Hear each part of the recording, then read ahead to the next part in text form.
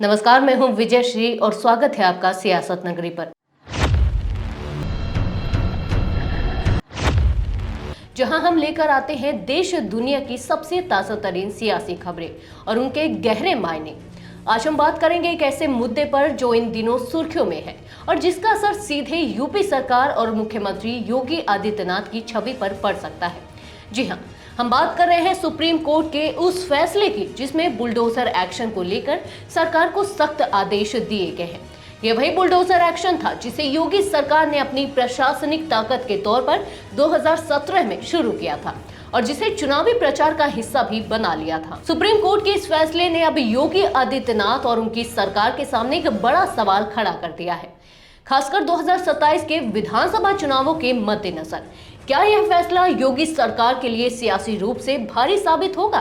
क्या यूपी में मुसलमान समुदाय की राजनीतिक भूमिका में इजाफा होगा?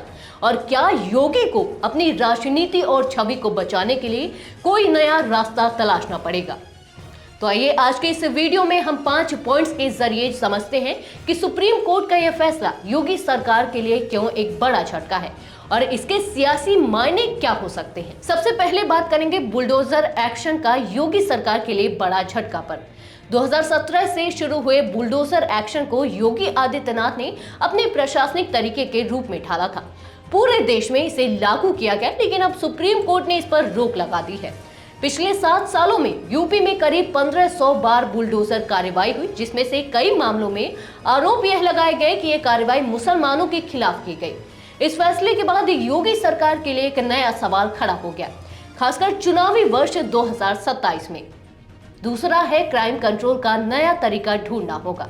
बुलडोजर एक्शन ने योगी सरकार को क्राइम कंट्रोल करने में तात्कालिक राहत दी थी, लेकिन अब सुप्रीम कोर्ट ने यह स्पष्ट कर दिया है कि बिना उचित प्रक्रिया के किसी का घर तोड़ना असंवैधानिक है। इससे यूपी सरकार को क्राइम कंट्रोल के लिए नए उपायों की आवश्यकता होगी। योगी सरकार के लिए यह एक सियासी चुनौती है, क्योंकि उनके लिए यह एक प्रभावी रणनीति मानी जाती थी। तीसरा है योगी की छवि पर असर। योगी आदित्यनाथ को बुलडोजर बाबा के नाम से जाना जाता था। वह अपनी रैलियों में इस बुलडोजर कार्रवाई को चुनावी प्रचार का हिस्सा बनाते थे। सुप्रीम कोर्ट का यह फैसला योगी की इस कठोर प्रशासक वाली छवि को धक्का दे सकता है।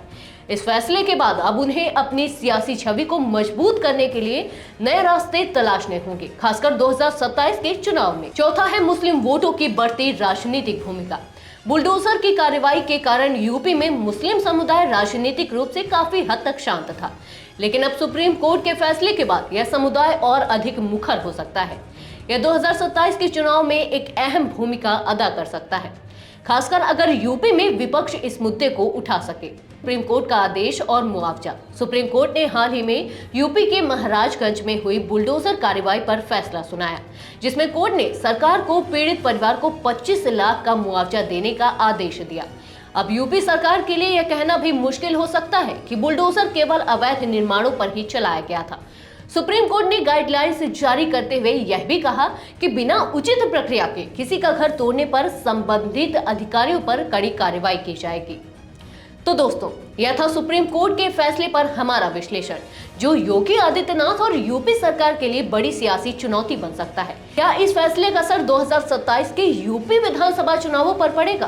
क्या योगी सरकार को अपनी रणनीति में बदलाव करना पड़ेगा? हमसे जुड़े रहिए और इस मुद्दे पर आपकी राय हमें कमेंट्स में जरूर बताएं। धन्यवाद।